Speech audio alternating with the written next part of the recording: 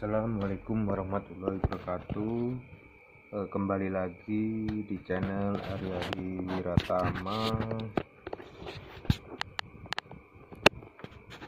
channel yang mengupas tuntas tentang padi, dari padi IF8, IF16 dan jenis padi lainnya. Dari hibrida juga saya kupas, yaitu Supadi 56, Mapan, Sterling dan lain-lain. Nanti untuk update videonya bagi bapak-bapak petani senusantara, mohon untuk like, subscribe, dan tonton videonya sampai habis. Yang belum subscribe,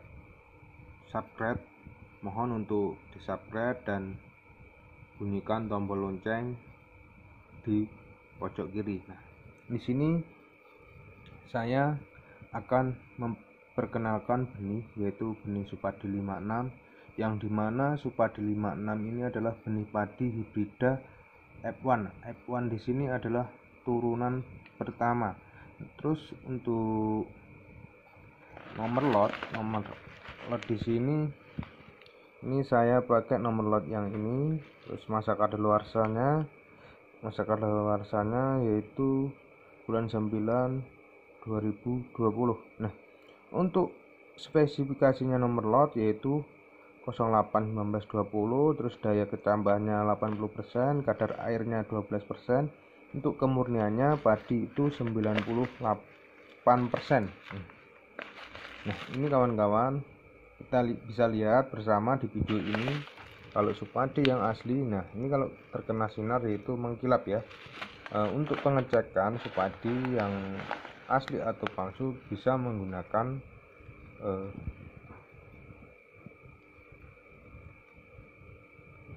alat, yaitu alat sensor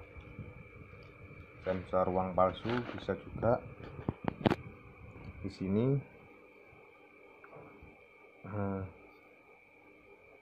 saya akan membahas tentang cara persemaian padi hibrida Supadi 56. Nah, sistem ada dua sistem, yaitu sistem tebar langsung, ada juga sistem perendaman dan pemeraman.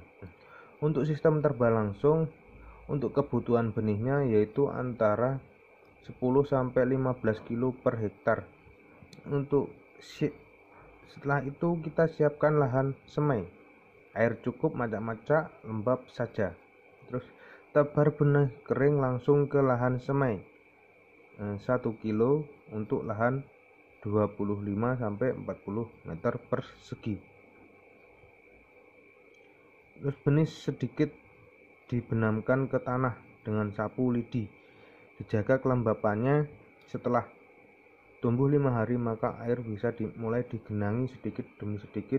Disiap tanam setelah 18 sampai 20 HST. Untuk sistem perendaman yaitu benih dicuci bersih,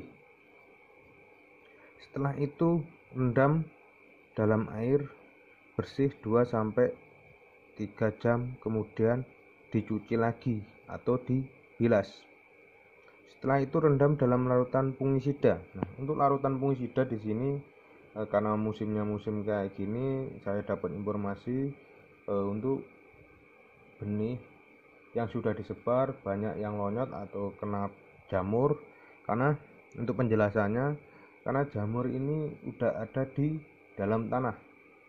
Nah, untuk musim ini jamur ini langsung bergerak ke batang tanaman, sehingga jamur ini menginfeksi dan mengakibatkan blast. Biasanya untuk jamur biasanya terjadi serangan antara 20 sampai 30 hari. Nah, di sini udah di persemaian udah terserang, maka maka gunakan fungisida blast. Walaupun tidak terserang, kita sebaiknya lakukan treatment dengan benih blast. Itu penggunaannya 1 tutup. Setelah itu kita tiriskan ya. Setelah kita campur dengan fungisida larutan fungisida selama 5 menit, kemudian tiriskan. Setelah keluar calon akar, maka benih siap ditebar. Nah, pengaturan air diberikan sedikit demi sedikit setelah benih tumbuh. Bibit padi siap ditanam setelah 18 sampai 20 HST itu hari setelah tanam. Terus untuk daerah yang endemik wareng, maka dianjurkan untuk menyemprot dengan insektisida atau Mosoil pada umur 10 sampai 15 hari. Bibit berumur 18 sampai 20 HST. Tandur dan tanam 1 sampai 2 bibit per lubang. Penanaman jangan terlalu dalam. Dianjurkan sistem jejer legowo dengan jarak 30 kali 30 kali 60, dan untuk musim kemarau 25 kali 50. Untuk pemupukan, usahakan Supadi 56 ini kawan-kawan, itu usahakan untuk N-nya dikurangin ya, karena Supadi 56 ini tidak memerlukan unsur hara N yang terlalu tinggi.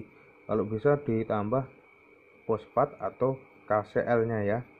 Nah, untuk pupuk susulan pertama yaitu umur 10 sampai 15 hari. Terus untuk pupuk susulan kedua 25 sampai 30 hari. Itu unsur haranya kalium majemuk dan fosca. Untuk pengendalian hama, pestisida yang dianjurkan untuk dicampur Mosoil untuk meningkatkan daya tumbuh, bisa meresap sempurna dan tahan terhadap guyuran air hujan. Di sini saya anjurkan atau untuk perbandingan yaitu gunakan pemupukan pertama itu setelah tanam.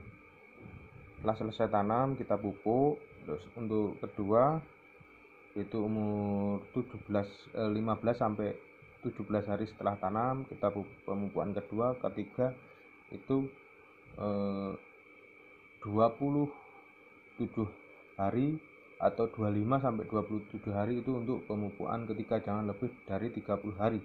Nah, kenapa jangan lebih dari 30 hari? Karena untuk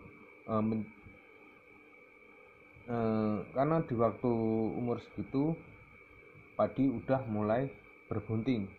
Di pemupukan unsur hara sangat diperlukan untuk bunting padi tersebut. Nah, untuk dosisnya usahakan N-nya sedikit, terus dosis per hektar yaitu usahakan K-nya itu 150, P-nya itu juga 150, dan N-nya 100 aja, karena Supadi 56 ini tidak memerlukan unsur hara N yang terlalu banyak. Nah, itu anjuran dari saya, dan bedakan ya bapak-bapak petani sekalian yang ada di Nusantara, untuk pemupukannya memakai anjuran dari saya dan anjuran dari label. Gimana hasilnya nanti bapak-bapak sekalian bisa merasakannya, hasil dari pemupukan itu. Jadi ada tolak ukur atau rekomendasi yang bapak-bapak petani sekalian di Nusantara ini bisa dipegang. Nah, itu saja dari saya untuk pengupasan Supadi 56.